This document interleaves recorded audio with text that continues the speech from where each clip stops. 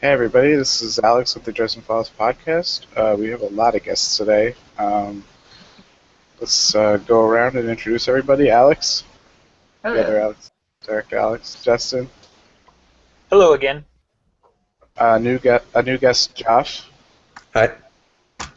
Chris is back. Hey Chris, Hi, everybody. and Andreas. That's how you say your name, right? In English, it would be Andreas. Yeah. Andreas. All right. So lots of guests today. We have a lot of stuff to talk about. But first, let me remind you that you can find us at DresdenFilesPodcast.com, on Twitter at twitter.com/DresdenCast. You can email us, DresdenFilesPodcast@gmail.com. The YouTube page, I think we actually have a special link for that now. Well, anyway, just search Dresden Files Podcast. You can find us on iTunes, Dresden Files Podcast. Am I missing anything, Alex? Don't think so. Cool. So now that we got that out of the way, Josh, why don't you go first and introduce yourself, your three favorite books, and your favorite character. Okay, so name is Josh. I guess I first ran into the Dresden Files shopping in Barnes and Nobles. I was looking for the latest Stephen Brust book. I think it was Zur at the time. And you got Bujold and you got Brust, and then right next to it was a whole bunch of books by this author I hadn't seen before. So I picked it up and I went in and I started reading them and I went through all of them and here I am now, I guess. For my favorite character, that would be Mab. Team Mab all the way. And so accordingly, my three favorite books would be, well, Proven Guilty, Small Favor, and then almost a tie between Summer Night and Cold Days. Summer Night probably a little bit before Cold Days. That's pretty much it. I'm honored to be on this show. It's a guest. Cool. Thank you. Andres, go ahead and three favorite characters. Sorry, three favorite books and your favorite character. Favorite character is I used to say Butters, but I think it's a toss up between Butters and McCoy. I can't really settle on either one, but Yeah, it's so one of those. the thing I make people do then when they can't pick they can't pick one character. Now you have to choose one character to die and save the other character. Butters has to die. Okay, that's Wow. yeah. Okay. I like both, but I think McCoy. Butters is a knight now, but I think McCoy is really important. Without making the knights work less important, there will always be another knight. I'm not sure there can be another McCoy. That's fair.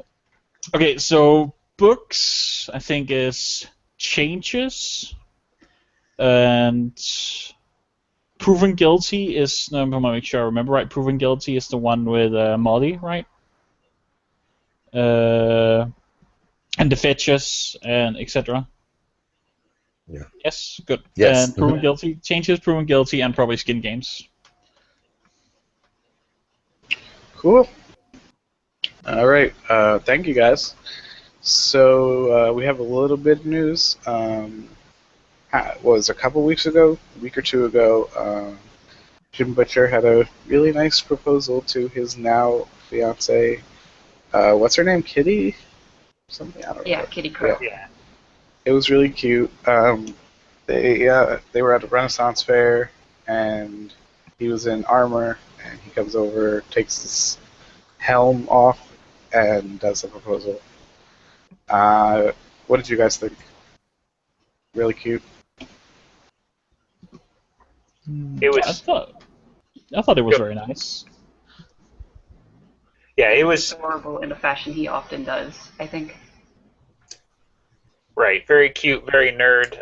If I didn't misunderstand, it looked like I was reading that she's one of the fan film people. Did I miss that?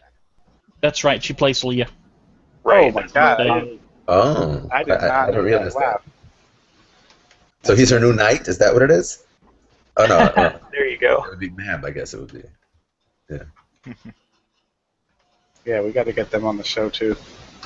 That's crazy. I did not know that. Thank you, Justin.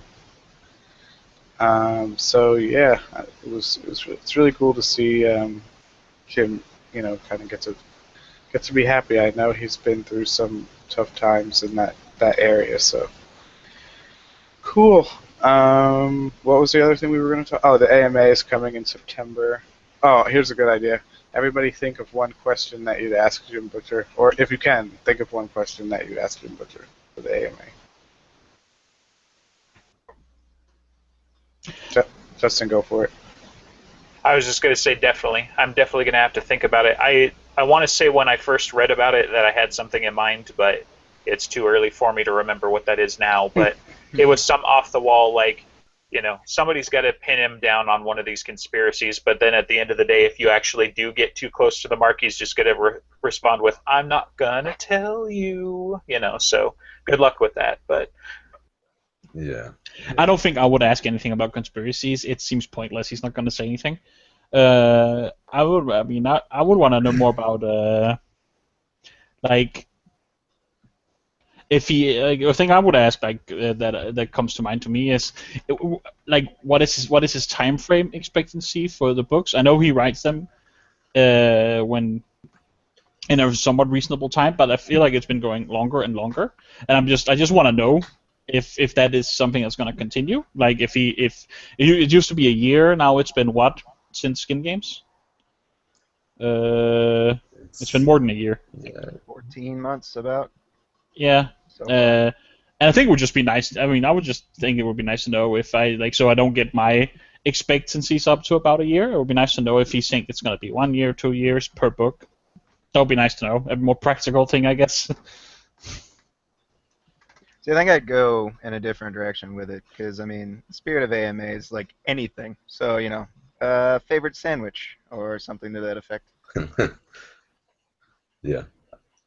I've got mine split into like 3 different kind of things, like more the technical stuff. So You're the guy that writes the fucking paragraph and is like, could you answer all of these points, please? okay, well, yeah, obviously you have to moderate, otherwise he will just give you the "I'm not going to tell you" one. But you could do something like, oh, can anyone who can pick up a coin also pick up a sword, for example, right? Because actually you talked about it in the last podcast. What was it, the last? Or it was two podcasts ago, right? Where you've seen people like Goodman Gray. He can potentially pick up a coin because Nicodemus offered it to him. Can he pick up a sword too? Because that would be interesting, I think, right? Or another example would be about following people through the Never Never. You open a portal. Does it open? How exactly does it work? The mechanics of it. I think there's a higher chance you would answer one of those. Another possibility, if you want to ask a fun one, it would be like, we know there's mirror universes, right? Is there a mirror universe where Harry Dresden is an author and he writes the Jim Butcher files? What kind of genre would that be, or something like that? So those are kinds of the things I would hope to get an answer for. Or just something witty, maybe. The Jim Butcher files, the story of an author that also does live role playing. Well, the question is how much would he get beat up during during the files and so on and so forth. It'd be an interesting to see what Jim would do with that. Alex, did you have anything? I mostly want to ask questions about like when will we see certain characters again? Like when is Mavra going to be a thing again? When is Lara going to be the bad guy again? Things like that. I demand more Ivy. Yes, Ivy too. Yeah. Man, you guys suck. Nobody would ask Jim to come on the show. Thanks, guys. Well, it's that's what I would ask. Can you please come on the Dresden Files podcast?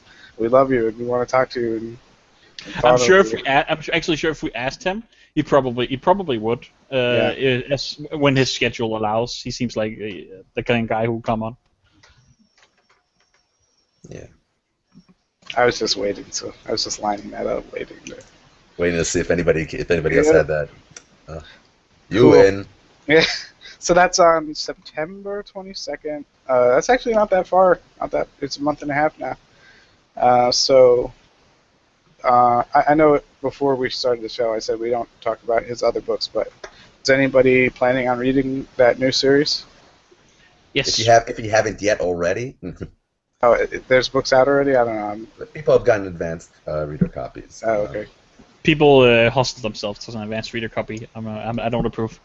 But yeah, I'm gonna read it. I tried giving Codex Alera a try as well, but after book 1, I tried reading book 2 and I just stopped. It wasn't for me. But I'm gonna give the new one a try because I like Jim as an author.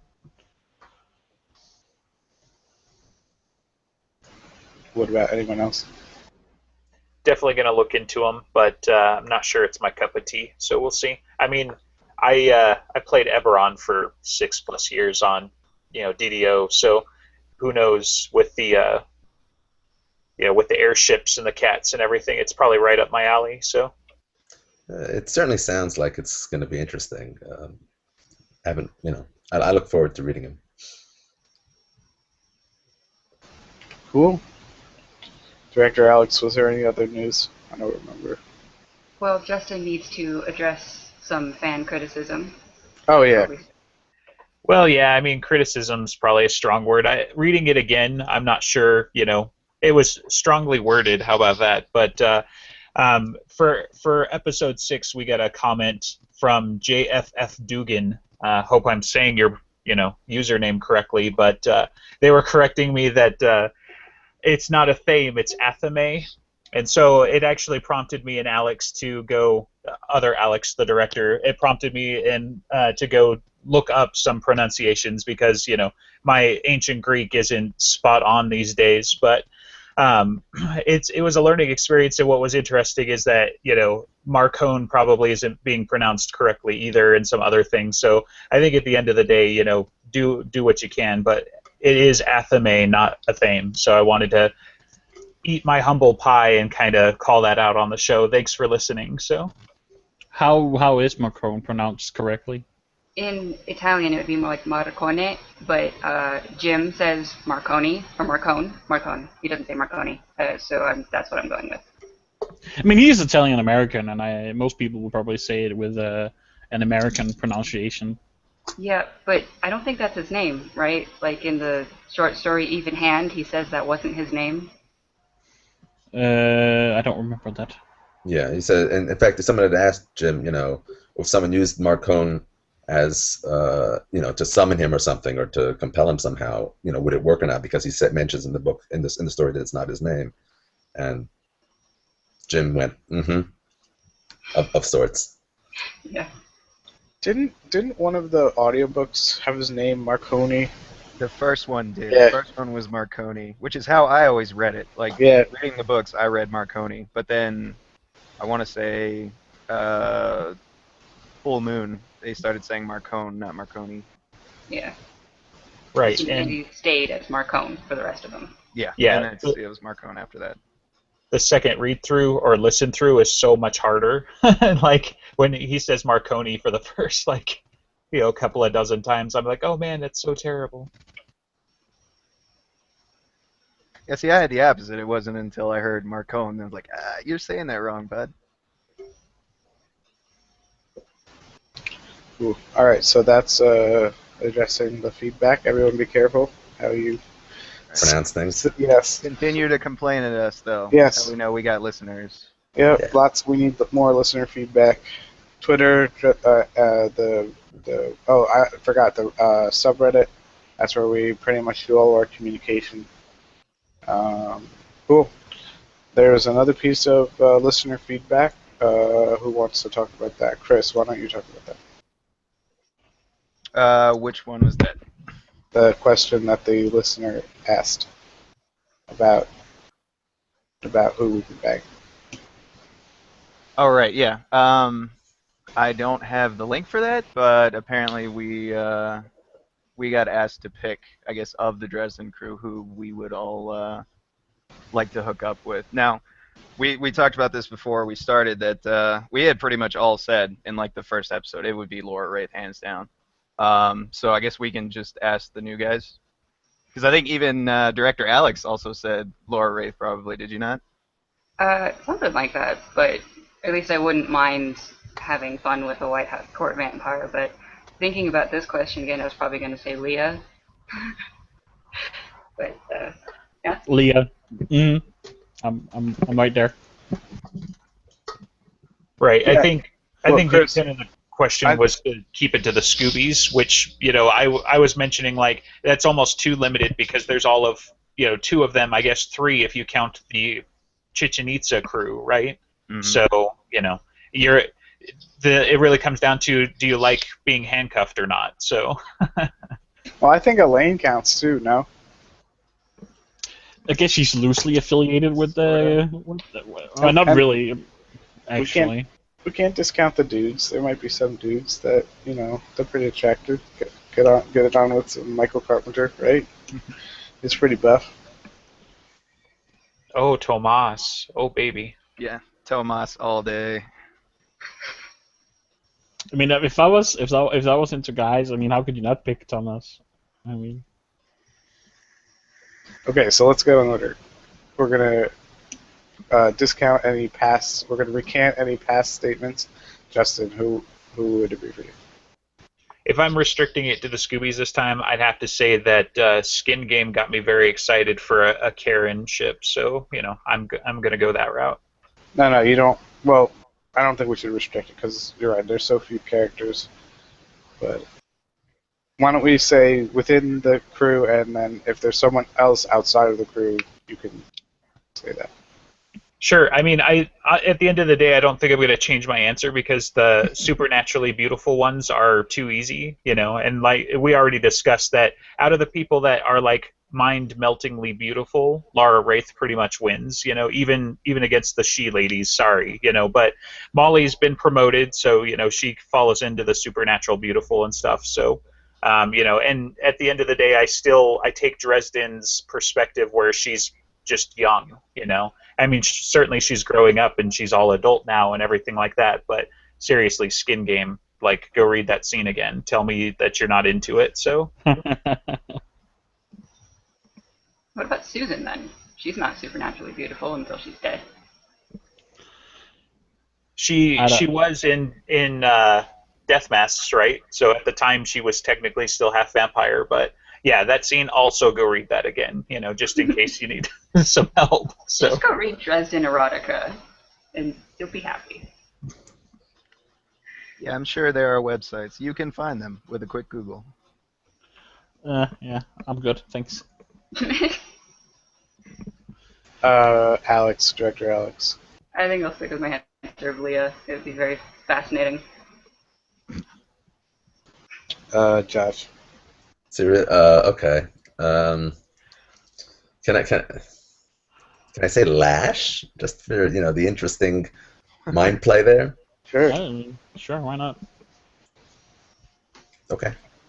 Lash is a good choice. Andres. I mean, if you could pick anyone in the Dresden Files, I mean, if it was within the crew, I kind of want to pick Molly, but even though I see her from Dresden's point of view, the fact that when we introduced to her, she's a teenager. But I mean, the series is very long spanning. I mean, she's my age at the current books. She's like mid-20s. So probably her there. Outside, I mean, Leah would be very interesting. I have to admit. Chris. I'm gonna go with Susan actually, because Ugh. I just remembered the scene, and I'm thinking about it currently. So I'm gonna need a minute. Hey, Andreas, why do you sound so disgusted? I don't like Susan as a character, so I don't find her particularly attractive either. That's fair. Alright, I guess it's my turn, and hopefully my girlfriend's not listening / watching, so sweating a little bit. Wait, I had someone in mind. Oh yeah, if it's in the crew, I'd probably say Susan too, because come on, Susan. And outside of the crew, Hannah Asher. Jewish, awesome, killed a bunch of dudes who tried to rape her. I found Hannah Asher really likable right up until Yeah. the reveal, but I mean up until that point she was a very likable character. Cool. Alright, do you have anything else to say about that? All right, let's move on to the conspiracy. Dum dum dum dum dum dum. Alex, go take it away. Okay, so just to start off a little bit, since it's all about proven guilty, I thought Justin should share the little bit of research he was able to for this one. So take that away, Justin. Yeah, so the original intent was to split between the conspiracy part of the show, and then also we were going to talk about, the Gaelic mythology and the fairies. And the more that I did the research, the more it seemed like that part of the show really needed to be its own thing. But you really just can't talk about, proven guilty without at least discussing the fetches a little bit. So the research that I found for it, without going in and reading, either Grimm's fairy tales or the ones where these are called out, I'm trying to find the so Tales by the O'Hara Family and a few others. There's actually a short story called The Fetches from like 1825. But anyway, the short answer is that the Fetches are actually doppelgangers. They're meant to be specifically, they show up looking like you, and it's usually a bad thing. If they show up at night, you're probably going to die. But there is, a twist where they'll show up in the morning and supposedly have long life. But being the Dresden Files readers that we are, they probably had long life because you were replaced. Like that was my thought when I read that part. I was like, you don't just magically get long life because a good omen showed up. Like probably you were replaced and then he just took over your, your spot. But go ahead. What were you going to No, I say? was thinking, so it's kind of similar to, I don't remember what the name is. This big black hound, and if you saw it, you knew you were gonna die. Like soon, something similar to that. Right, and I think they even call that one out in Welcome to the Jungle, don't they? So that's the big black dog that Dresden fights. Sorry, I'm one of the few guys I think here that's read the comics, but in I any haven't case, read them yet. I I've keep been meaning considering to. ordering them. Still haven't.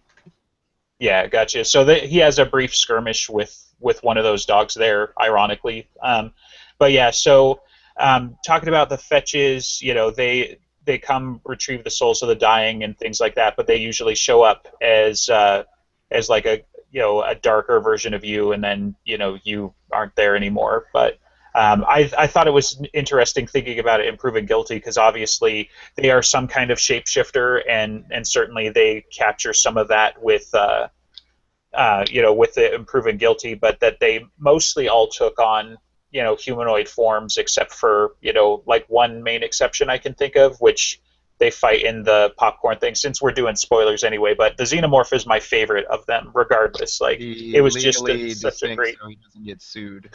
right. Main Yeah, bit. but the get away from you bitch and everything. Yeah. Like when I read that line, I had to go back and read the description. Yeah, I I was like, oh honestly god. wasn't even thinking about it until the get away from me, bitch. It's like, oh, okay, I get that now. Right. Yeah. So I mean, clearly, even certainly in Skin Game, we get very close to copyright infringement at times, but it was just such a great scene. But yeah, at the end of the day, if they show up, you're gonna have a bad time. So Speaking of fetches and copyright, did everybody identify all the references with the fetches? Like, I think every single monster is a reference to a real life movie monster. yeah, Okay. I think I've seen such a list, but I don't have the breakdown in front of me or anything right now. So Yeah, Oh, what I remember from the top of my head, there is Chucky, Alien, Jason. Uh, what else? Well, I think they There's mentioned Hammer Nature Hands. I yeah, Red. mean, the is Hammer he Hands guy right? he's an in-universe person, but I think all of the other ones were in fact references to. Bucky the Murder Doll. Right. Yeah, they mentioned a specific movie called Nature Red. I have heard of that one, but maybe that was a real thing. I think that's a fictional movie in the universe. Okay. But yeah, I mean, there was definitely some references to real life, especially the way he described the alien with the tongue coming out with another mouth. I was just like, oh, Jim, you copyright. How close are we? Alright. So, since the fetches are what Jim himself describes as the not battlefield thugs, they're basically spies. So that matches up with the fact that they're doppelgangers, and they are used as shapeshifters. and she used them to do specific things, but why did she use them in Proven Guilty? And he says himself, you have to think about what's happening after this. Why did Mab steal Molly? And what are all the secondary effects that came from it? And kind of on that line of thinking, I have this theory that Proven Guilty was all moved by Mab, Rashid, and Uriel working together. Any thoughts on that yet? That's a lot of power right there. Yeah. Yeah, my main thing is I think the Molly piece is going to be the linchpin because I want to know what brought Molly to her attention to the point where she had to go get her. Like, obviously, we see in hindsight what the end game ended up being, but I want to see the whys and stuff. And yeah, that's. I think you've got a case to prove, but we'll see. Yeah, well, I think I have enough proof for it.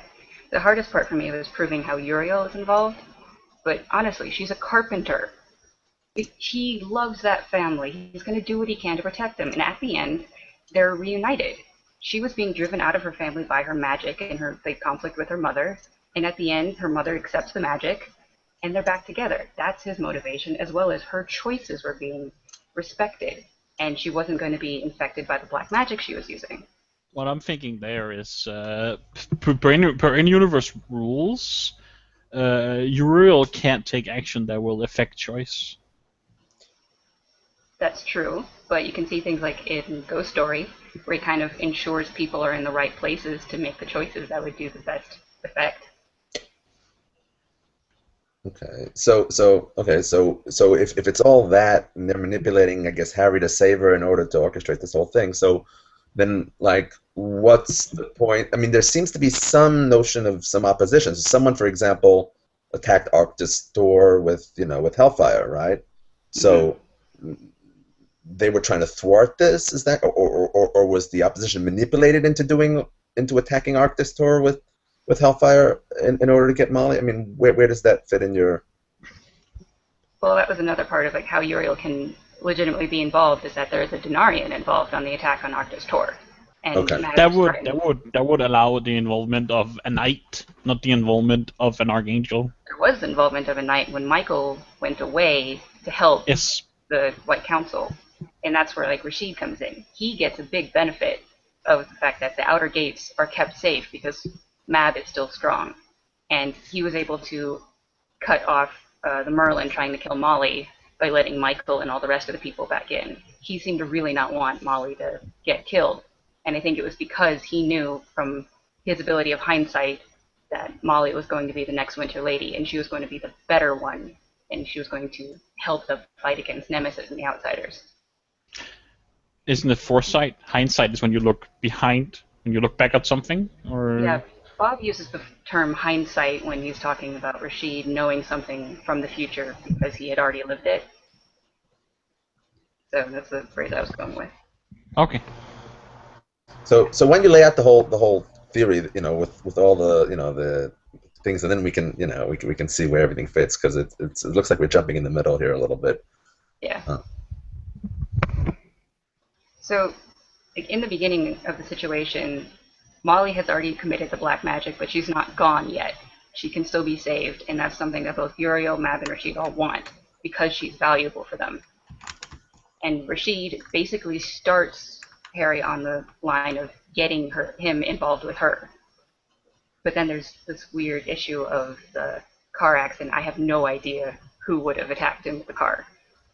But it was kind of the linchpin of, okay, this is serious. So we can talk about that for another episode.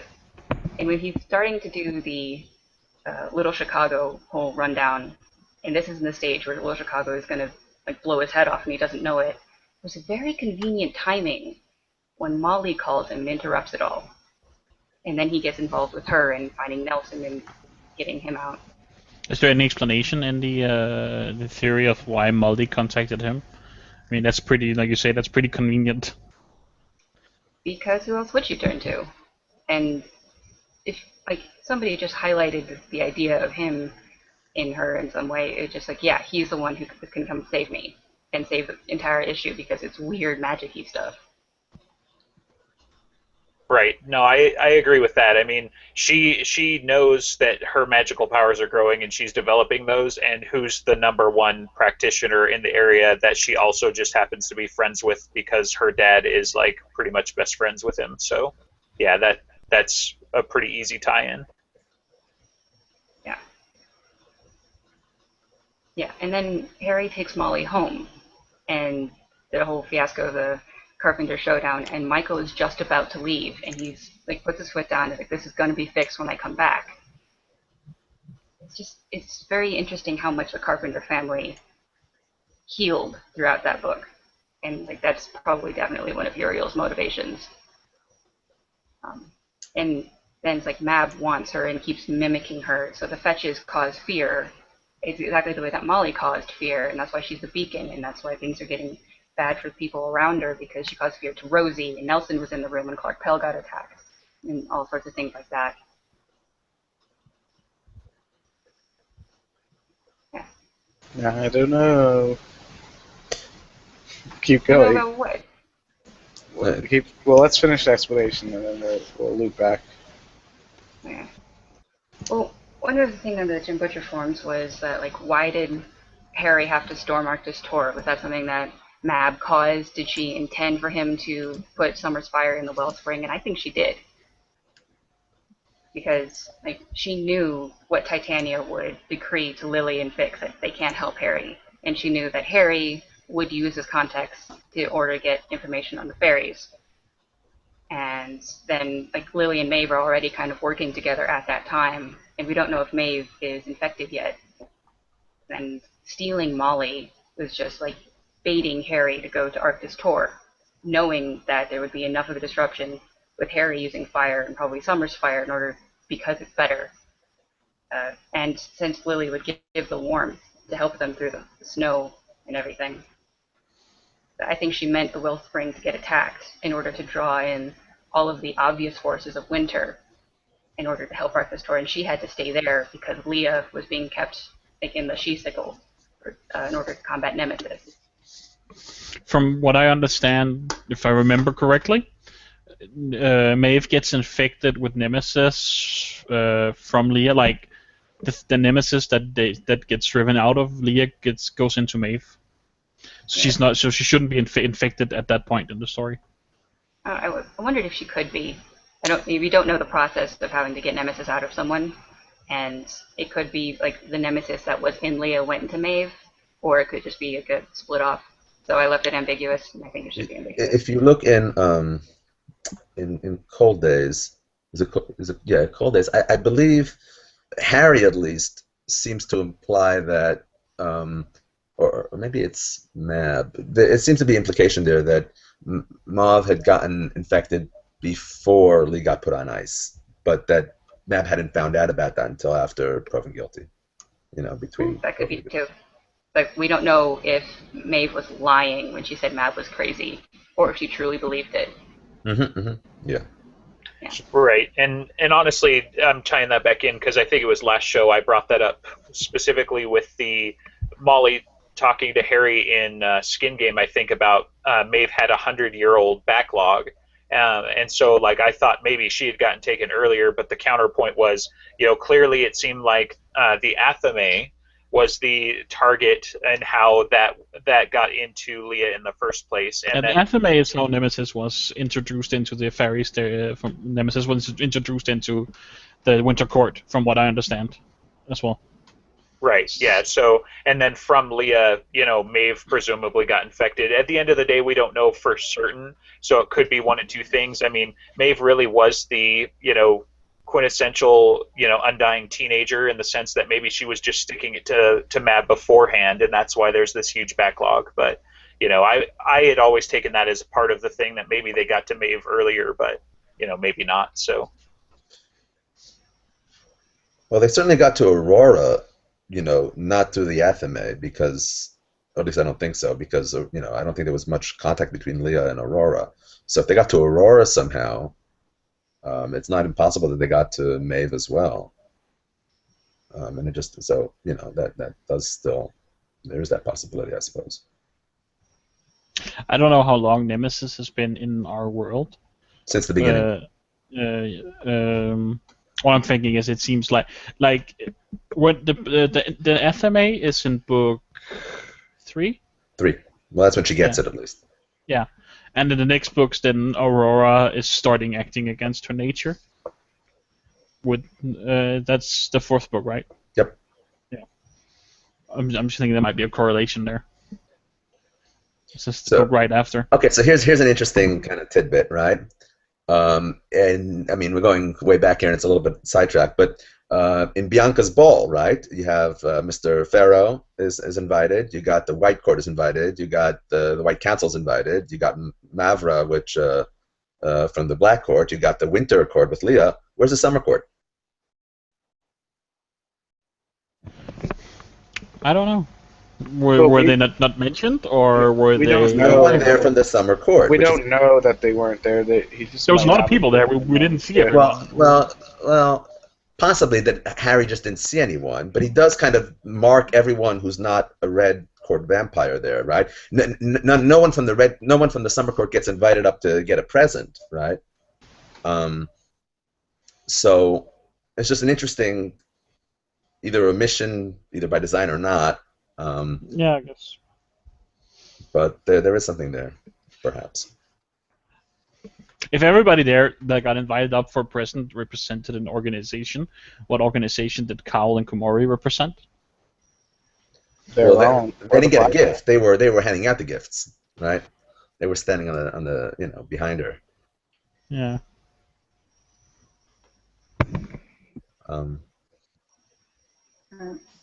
So I guess we'll move forward. Do any of you doubt Rashid and Mab had most of this planned?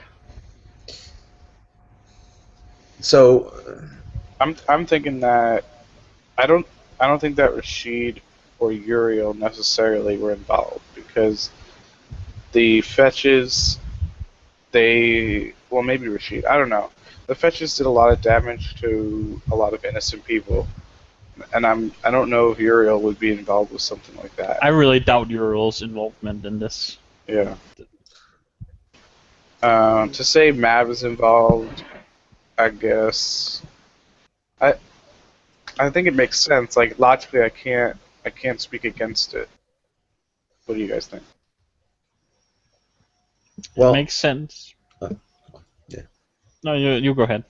So Uriel's involvement, I think, at least at a certain point, he must have been involved. Remember, Michael gets sent out, and he happens on one of these camps, and then comes back right in time to save, Harry and his daughter and everything, right? So if we assume that it's Uriel who's controlling that particular sword at that point, then that sounds very much like something he would be doing, and certainly the healing of the Carpenter family seems very much, an archangel type, good thing for them. So that part, yes. Whether or not he's kind of riding on top of something that Mab is doing, or if there's some sort of collusion between them, that's something else. And Mab certainly is involved, because she's right Mab there is on involved. screen. She's right there sending on the fetches screen, and everything. Yeah. Yeah. So that's there. Again, so here's another kind of interesting point. Someone had to invite what's his name, the Wraith, Madrigal Wraith, right? He was scheduled to go there for more than a year before the convention, and Right. I think that was Mab's way of not getting the White Council angry at her for killing people. It's like, oh no, it was that guy. Don't look at me. It was that guy. Okay, and then I mean, it's certainly plausible, maybe. I mean, he certainly is a cutout for. Okay, but later on, in White Knight, they use him as a kind of a patsy for, or at least they seem to be using him again, right? So if it's the He is one of the people that seems to be changed because of the outsiders and how they're changing everything. Is that his diet is going from like the lust to fear, and there's no reason that he should be changing that way. From what I understand, from the White Court, they can feed on whichever, no matter what family they're from, they can feed on whatever they want, like whatever feeling. But why would they change? They seem to have their very specific families, and they think it's better. But he's getting kind of involved with what's his face, the gray hood person. Right. Um, Well, it is Well, implied in the first book that he he does appears both. in. Right. Yeah, Right. it is implied in the first book. There's a reason he's a horror movie director, and he even talks about the fear being nice and sweet and stuff in the book. And Thomas mentions that he has his certain tastes that he's always. It seems like he's always had this. Is the impression I get. Kind of seems like Thomas was going like, that's sick even for you. At least in my opinion, that it was like that's a new development in Madrigal's craziness. I got the impression that he's always had that taste. That's the impression I got from the book. Interesting. Yeah, I mean, the idea that he kind of changed and it's the cause of a nemesis type thing is an interesting idea. It's interesting to think about it. I'm trying to think if there's any other implications. But okay, but even if it was Mab who had done this, right? Remember that the fish face, what's it, the Glau, right, is there with him. He gets killed by the Scarecrow when they're running. When he gets killed first, and Harry, supposes because he was like the one connection, the cutout, right? If it was really Mab doing it, I don't see her. It doesn't seem her the way that she works, right? I think Lau was the beacon to send the Scarecrow after him, because this is after Harry sent the fetches back to Molly, and now he's getting distracted with all of the magical things. And then there's a Scarecrow that comes out and kills Glau. I think he was just the one feeling fear and wanting to cause some fear, that he was like the beacon in order to send another fetch and draw Harry back into thinking about that. So that's certainly one of the suggestions in the book. The other one is that he was somehow he knew what was really going on. He was setting Madrigal up, and so that's why whoever was in charge of the Scarecrow killed him first to make sure there was no trail. Yeah, I mean, that was the other. Something like that, but we don't have enough to be able to say either way. The impression I got was that it was Glau who kind of handles Madrigal's calendar, and he's the one who set up his appearance there, and therefore was the link that had to be removed because he made sure that Madrigal was there, and Madrigal was the scapegoat for the whole fear thing. Yeah, I mean, Madrigal's definitely the scapegoat, but I don't know. Scapegoat in both books he's in. Yeah, I don't know how much that Glau was like in order to maneuver that way, and how much is Mab wanting to do it that way, because he's been there like scheduled for more than a year. And Molly just started doing black magic a week before, so. Well, but how long was she already like in rehab and all that stuff, right? I mean, she had to have met Sandra Marlin, right, previously, right? Yeah, I think it was about like 6 months previously, around there. 6 months is not sufficient, is it? Yeah, I mean, she would have been like developing her talent sometime in about a year before, but the fact that it was all going to come to head at SplatterCon wasn't for sure yet.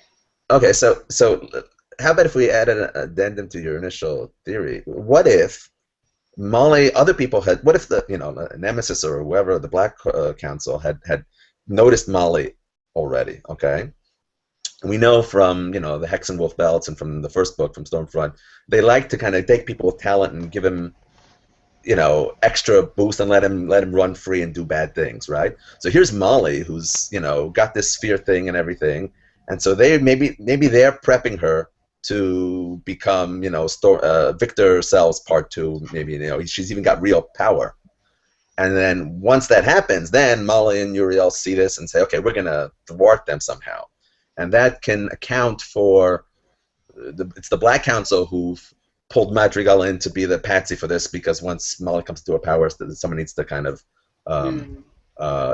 do that, and it's them, and that's why maybe that could also explain the Assault on Arctis tour.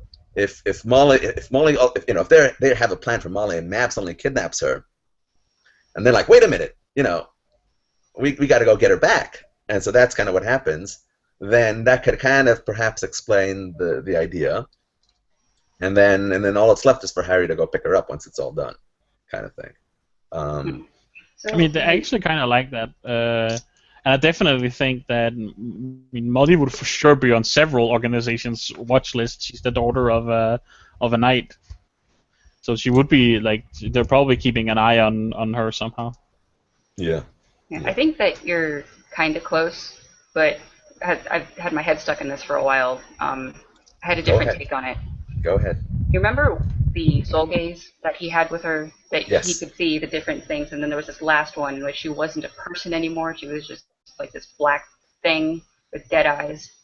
I started to wonder if maybe that had happened at one point, that she had gone completely black, working with Nemesis and all the things like that, and then Uriel and Rashid knew enough that that was going to happen in some like mirror timeline and decided to change it by involving her with Harry, fixing the White Council, and things No like way. that. Not with Uriel's involvement. When you're involving Uriel in all this, there's no way, because he's not allowed to act in that way. He can't. But He cannot influence the world in that way. But no. he protects All of choice. So, If her, like, if her every- choice is being But Uh, I mean, even if her choice is being influenced by someone else who made a choice, they made a choice, then he influences their choice, and so on. He can't influence any mortal's choice, ever. Are you But the- denying that Uriel can mess with time? I'm not saying he can or cannot make. He probably can. He can destroy So galaxies. he can like roll back time to a point where her choices haven't gone bad yet. I'm and saying just, like, rolling back retro. time would be messing with choice. Okay, but to be fair, all Uriel really needs to do in this thing, right, is find some spirit or something that will talk to Rashid and tell Harry that black magic is happening in Chicago, and that's enough to set the whole thing in motion. And Uriel, being the superior being that he is, can see that that's all that's enough. Just throwing that little, talking to someone who will talk to someone who will get Rashid to tell Harry some cryptic message is sufficient to switch from Molly being, black souled everything to being, the future Winter Lady who saves everything, right? So Yeah. that's a very, very minor change, and first of all, that may be within Uriel's purview. I mean, I think that kind of a thing is almost less than, giving his grace to Michael, right? That seems like a much more active type of act, or killing someone, once his grace is gone. Whereas Once his grace was gone, he could act any way he chose because he was no longer an angel. Fair enough. I'm not going to argue that point. Okay, and furthermore, you don't know that in this other mirror universe or possibility, someone else didn't break the rule either, right? I mean, he's allowed to, if there was some minor breakage of the rules in some other universe, then he allows him to do this thing to, and then I don't think I think putting too much constraints on Uriel is a little bit it's taking it a little bit too strong. All right, wait, because we only have about 10 minutes left. Chris and Justin, do you have any other things to say about this whole thing? Mav's Uriel's involvement, Rashid's involvement. What do you got, Chris? Because you're so quiet. Just to reinforce that point, the soul gaze split off Molly's and stuff. Like, the whole point of that was they were all future possibilities. These are things that would have happened. Mm-hmm. So to say that no, absolutely not, Uriel, and again, Uriel's involvement in proven guilty is kind of something I'm hesitant to agree to, but at the same time, all of those things would have happened. So to say that no, it didn't, or those things maybe not, maybe he didn't roll back time, we don't know. But what we do know for sure is every single one of those split off images in that soul gaze is something that may have happened. It was a possible future. Right. And, if Heisenberg's uncertainty, maybe they all did happen, right? Because that's how time works. That's how that works. It's very loosely defined in the Dresden Files universe how exactly that works, but yeah, I see what you're saying. Yeah, that was my 2 cents I wanted to add. Justin. I think it's plausible, but I kind of agree that I think pushing Uriel into it beyond, maybe giving him the suggestion, like having him give the suggestion to Michael, pushes it a little far, because while Uriel and Mab have certainly had dealings in the past, just looking at some of their other encounters, I'm thinking Ghost Story, and I'm thinking, sequences around that where, they're more of a Frosty kind of a thing, where it's like a professional kind of respect instead of a direct involvement. I was trying to think of the parts in Ghost Story and Changes where Harry was actually being revived and who was involved in that, and that was mostly actually Mab dealing with Demon Reach, so I didn't want to muddy the waters too much. But yeah, I'm not convinced on Uriel's involvement, and I don't see a direct link between him and Rashid at any point, other than they're the good guys and they seem to have a vested interest in the outsiders not taking over. Certainly, Mab was involved; like she was a huge deal for it. So that and Rashid and Mab are obviously working together because he's watching the gates and he heals her troops at times and helps out there quite a bit. So that's not a hard line to draw when you consider what we saw in Cold Days. But yeah, I'm still a little skeptical about how Uriel might be involved, other than we really wish that he was, and he's also a good guy, so it kind of makes sense. And that's what I'm hearing. I don't know if I'm not picking up on something. So Oh, it's just that he's sending Michael out, and Michael ended up with the White Council, and then he also ended up with Lucio's boot camp specifically, and there was outsiders there. McCoy said that he was having trouble dealing with the magic and the outsiders, but I think Michael was able to do it better because they're outsiders, and he's a knight with the Amarachias. So it's very convenient, and it paid off towards Uriel and the Carpenter family. I mean, Uriel is an archangel, and from what I understand, that basically means all-knowing, all-seeing, almost like God. So I think his involvement extends to the fact that he saw the best use for Michael in the situation, and since he cares greatly for Michael's family, the best use for Michael to benefit his family and his daughter. But I don't think he was involved in planning or working together with Mab or Rashid for that matter. I just remembered a slight bit about it. Some of the theories of how to work that Jim has used and that's spoken about is that the amount of words you spend in a book about a topic directly correlates with how important it is. It says that about main characters specifically, and there was an entire chapter of Harry and Father Forthill talking about how there's this silver lining that you don't get to see yet until it's after and it's all done, like Cold Days, basically. And the fact that Forthill keeps talking about it when they're in a cathedral, and Michael brings it up again, it's like, what if I wasn't sent away to help the White Council in order to save my daughter? What if I was sent away so you could be here to help my daughter? Yeah, I mean, he makes the argument that by teaching Molly, he will grow as a person, and he needs that because he's been cutting himself off from other people. He has not been He's not talked to Michael since with the Denarians there. He's been ignoring him, and that he needs that personal contact is what I get from it. I get from it that Harry needs an apprentice to grow as a person. Yeah, and I just think that Uriel kind of agreed with Mab. It's like, okay, put them together, and then eventually they'll both go to you, and they'll still be safe and happy and healthy, and they're still helping Rashid and the White Council and keeping the outsiders out. I mean, I can see where you're coming from, but I don't agree. I don't agree that Uriel was within the planning. I think Uriel just took advantage of the situation as best he could. I don't think Uriel would be in the planning for the simple fact that the Fetches killed a lot of innocent people, and nope, no way. He would not have been involved with that. So I'm gonna give a response here. So I've kind of been thinking,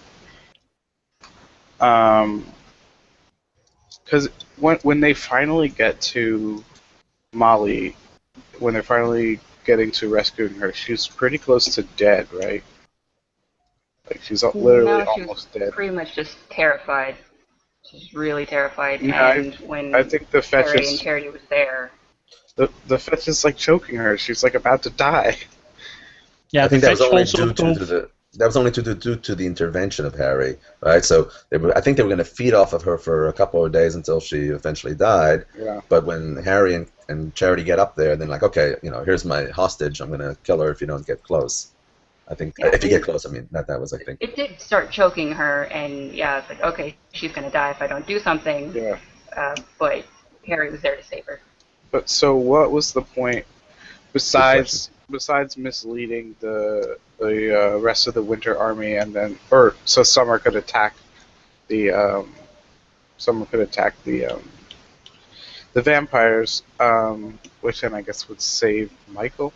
But why involve Molly in that plot at all? Why not just keep her and have Matt do whatever she wanted to do? What was the point of She's Harry even coming together? not ready to be the Winter Lady because Maeve is still there, but Mav has wanted her since book 3 when Leah was trying to bargain with Michael in order to get his eldest daughter.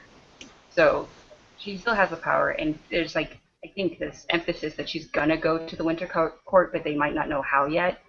And I get she just needs to be like have training and grow up a little bit more before they can use her. She needs to Um, I be I get the think distinct around impression Hold on. that she's backup. She's backup in case her other daughter that night, which she becomes the Summer Lady instead of the Winter. But I don't think Map especially wanted Molly to be the Winter Lady as her first choice. Yeah, but also I think that's what I mean. Grow up. Fairies don't give a crap about growing up. In fact, the younger the person is, the easier it is to mold them into your image. but she's getting a mantle, and for the same reason that she needs Harry to be able to control his mantle, Molly needs to control hers in the way that Maeve wasn't. Yeah, but I'm saying growing up in the human world will not help you in controlling that mantle. I think it would. Look at what happened to her. Life experience would probably help you control your No, mantle. wait. But what proof do you have? I mean, in fact we have proof of the opposite. Lily grew up in the mortal world, and it only hurt her even more because she was so upset that she couldn't have kids. So and be mortal. Remember Ivy, though. I mean, the way that Lucio described how the archive works is that when you are your own person and then you get the archive, you're able to deal with all the memories and emotions that you have now. But Ivy didn't have that, so she doesn't have her own That's a personality to different help her. that's a different scenario. That you're But talking about like it's like multiple. how a mantle will No, no, change no, you. no, no. It's not because you're talking about how multiple lives are inhabiting one person, and you're insulating against multiple persons being part of the same person. A mantle, I think it's the mantle of the Winter Lady is totally different, and I think Mab doesn't give a crap about allowing Molly to spend another 2 or 3 years because that's how long it is, right? Another two or Yeah, three I don't years. think Mab cares about Molly being able to be happy with her family, but Mab does care about her ability to do her job, which Maeve wasn't doing because she had given into the mantle.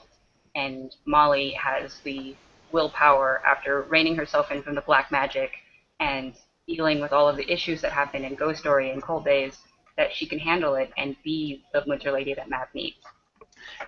Doesn't Bob explain that the mantles changes the person over time, no matter what? That they become, in fact, over a couple hundred years, they will. You would not be able to tell Molly or Maeve apart. You will not be able to tell one Summer Lady from the other Summer Lady apart. Yeah, Bob does say that, but then as Harry was figuring out that what if she just needs a less Maeve-ish Maeve right now in Cold Days? She just needs it to not be infected right now.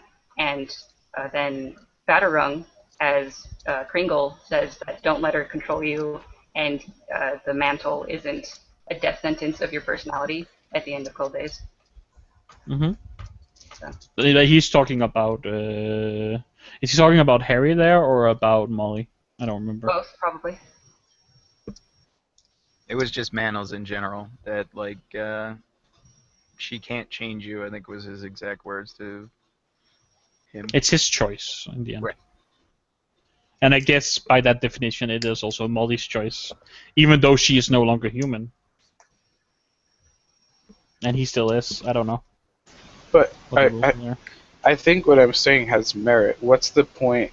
Like, where's their proof that Molly spending time away from Mab would help her be a better lady? I don't see. I mean, I know she has to be prepared to take the mantle, but that could have been done with Mab had Molly as well. If I mean, Leah prepares her instead. I think that's how it is. Yeah, Leah did prepare Yes. Molly, Yeah, but and Mab could have, or Leah could have done that if they had kept Molly there as well. technically, but I think it was better that it happened in Chicago with Molly trying to protect people and then being bombarded by Leah as well when she was also trying to protect herself from that. I, I think that would have, like, the only way it could have worked for Molly was in Chicago in that way in Ghost Story. I mean, if you look at Molly through, Winter Night and other places, she's still very impulsive. She's still, doing things sometimes for selfish reasons. She hasn't kind of had that maturity that Harry gives her, as mentor over the course of years, right? If she had just stayed with the evil fairies, I don't think she would have gained. I think she would have. It would have been hard for her to gain that, and I mean, look at hey, when Harry gazes her at that time. We talked about the soul gaze, right? So right at that point, there's still options for which way she could go, right? So that implies to me she really hasn't had that settling, that experience, the do good type things that makes her, a good worker that Maeve didn't have, that Maeve wasn't doing. I think if she had just stayed in Arctis Tor and been surrounded by, fetches and whatnots, it certainly wouldn't have been sufficient. On the other hand, you do have a good point. I mean, if once Harry's already in Arctis Tor and Molly's there, and the fetches, I mean, why does Harry have to kill the fetch, Scarecrow? And I mean, where does that in Mab's plan? Because even if you say, oh, it's not so much to kill the Scarecrow, but to hit the block of ice, the Winter's well, Mab had the authority to just recall all of Winter at any time she wanted. She didn't need to be forced into doing that, right? Well, I mean, if she called back all of the Winter's forces that you were able to see, she's basically this giant neon sign to all of her enemies that she's weakened, and she can do it a better way. But she's the one who put them on the border in the first place, right? So if she had just said, okay, no need to be on the border anymore, everybody come back, that would have wouldn't that have allowed someone to do the same kind of attack as before? What she's expected to do at the first place is like move her forces against the Red Court because they invaded her territory, and instead she moves them to the borders of Summer. And why can't she just call them back? There's actually never explained why she does that, except that Maeve says, well, she's gone cuckoo. Yes. Yeah. So I think it has to do with Nemesis, actually. Like the Red Court is being controlled by something, Nemesis, Black Council things, and there's infected Leah in Arctis Tor. I think it has to do with that, and she doesn't want them to get something that maybe we're not seeing yet. That could be, but just to interject real quick, let's not forget that not everything goes according to Mab's plan, and that we gave Harry Dresden a stick of dynamite, and it went exactly as expected. So I don't think that Mab was like, oh man, I can't wait for Harry Dresden to light off this stick of dynamite inside my own castle, but I do think that she knew it was going to happen, so I think at the end of the day, like, part of it could be that, with Lily, or not Lily, is it Lily? Is that who I'm thinking? The Summer Lady giving Dresden the butterfly, yes, basically. That was Lily at the time. It was them getting Summer's basically drawing a giant dick butt on Arctis Tor, right? And they're basically saying, haha, we got inside, we did the thing, and that got them to pull their forces back, and that was sufficient. Summer isn't necessarily there to just like beat down violently on Winter all the time. They're like brothers and they're rivals, and just getting a one-up on you is sufficient at times. And so getting them to pull back got Summer to relax a little bit, because I don't think that Summer's clearly not as warlike as Winter, because you've got Winter defending the gates. Winter has to do that. Winter is the cold, thirsty, blood, drinking monsters in some ways, but at the same way, I think Dresden's getting the understanding that maybe they're not just, evil monsters all the time. Certainly there are some in there, like the Red Cap and the Rawhead and things like that. But I think it played out in a less nuclear fashion than it had to if otherwise left, untouched, so. I like. So let me give you another twist. It is Lily who gives Harry the butterfly, right? But was it her idea, or was it Maeve's, who might have been Nemesis infected by then? Yeah, it's true that we don't know that, and it's interesting how there's like this equalizing of give and take that was given to Harry. He got the summer fire, and then he put it in the wellspring and did stuff with it. And then, because of that, in small favor, all of Summer's forces who wanted to hit him were able to track him, and he used fire. And he got the Oakley pin. That's another connection. Good. Like, Okay, so did something to him. She made it equal. I see. Oh, yeah, very nice. Okay, so here's a real outsider conspiracy, but here's the idea. Let's say that Nemesis wanted Harry to do the fire into the ice thing, right? Into the well, right? And Maeve is already infected. And if you assume that Scarecrow, that last fetch, was also infected, okay, then it really works together, because then Maeve tells Lily to have the butterfly, and the Scarecrow deliberately hides behind the winter wellspring. Harry tries to hit it and tries to get a shortcut that goes right through the ice thing, melts the thing, causes all of Winter to pull back on purpose, and that serves Nemesis somehow. And yeah, if you can remember, Leah tells Harry, "All of us are coming to get you," right? Now, there's been speculation. Does it include also all the Winter people on the wall, all the way at the edge of at the edge of the Never Never, where the Outsiders are trying to get in? Because if it included them, if they had a sudden recall all of a sudden also, that's a very cool thing to have for the Outsider faction. And then that would explain why Harry had to kill Scarecrow, because who else are you going to choose except for a Starborn to try and do that? And I don't know. I go from there, perhaps. I mean, I think if Map was the one planning, it's very risky. Like the Scarecrow is the primal fetch. Like there is one of each. So I understand there is one of each of the different races in Fairy. There's like the eldest, the primal, the original kinda. Mm-hmm. Like with what's his face? The cat. What's his name? Sith. Cat Sith. Yeah. He's also the primal mount, and the Scarecrow is the primal fetch, and so on. I mean, that's a powerful tool or minion to sacrifice if Map was planning all of this. I mean, yeah. So let me throw another little tidbit out. I don't know if it means anything or not, but we know how Harry is Winter Knight. In cold days, he managed to run on ice as if it was regular surface, right? He has no problem running on ice, right? Mm-hmm. In Proven Guilty, when Scarecrow comes to get him, so he kills Glau, and then he's chasing him and Thomas, and they're driving in the car. And then Harry does this trick where he fires fire into the air and pulls the heat from the ground, puts ice on the floor, and Scarecrow slips on the ice. I'm not sure if Jim had thought that far at that point, if I'm honest about that. Okay, my point is we've seen that Cat Sith had a power reduction when he got Nemesis infected, right? Because Harry mentions it. Oh, if it was real Sith, he would have killed me already, or whatever. He wouldn't be.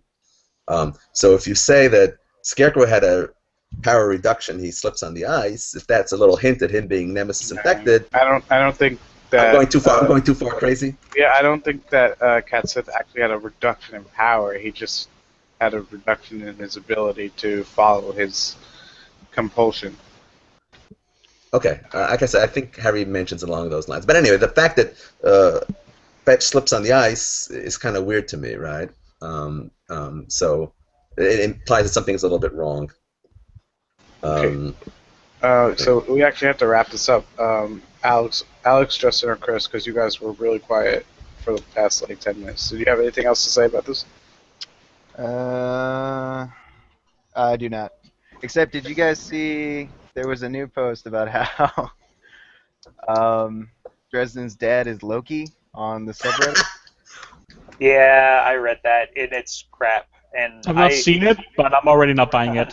Yeah, I appreciate it, but we have to take into account the fact that Butcher is a fairy. Okay, so he doesn't outright necessarily lie to you, and it's pretty well established that Dad was just a mortal dude. Yeah, he said. I just wanted to bring it up for a laugh. Wait. This is something that Jim said that Loki was. No. It was it's full-on fan theory posted on our Dresden files. It was like, what if on Harry's dad's side, Odin is his grandfather, and Malcolm Dresden is Loki? No. Word of Jim is that Malcolm Dresden He's the is vanilla mortal. Yeah. Go ahead, Josh. No, I'm not going there. Okay. Cool. Maybe we'll save that for another episode. So we're gonna wrap this up. Next episode's gonna be a doozy. We're gonna talk about feminism and the representation of women in the Dresden Files universe. So hopefully we'll have another female guest on the show who I met at the Dresden Files panel at the Kineticon convention. So yeah, everybody, say goodbye. Bye. And Bye bye. thanks for joining Bye, us. everybody. Bye.